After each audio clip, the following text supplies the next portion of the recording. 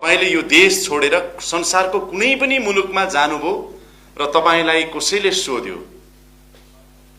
तपाई को हो भनेर सोध्यो भने तपाईले भन्नुहुन्छ म नेपाली हो। र नेपाली हो भनेको के हो त त्यसो भए?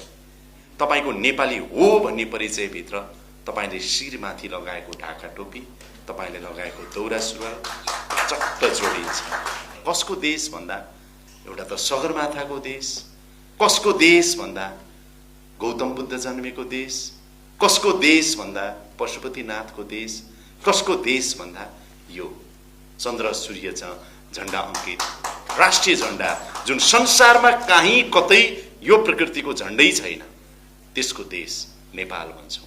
जब यो राष्ट्रिय झण्डा देखेपछि मेरो मनमा एउटा कुरा आउँछ के यो देशमा राष्ट्रिय एकताको प्रतीक अहिले केही छ जसले सबै नेपालीलाई जोड्न सक्छ भने त्यो यही राष्ट्रिय झण्डा हो। त्यसैले यसप्रतिको श्रद्धा छ।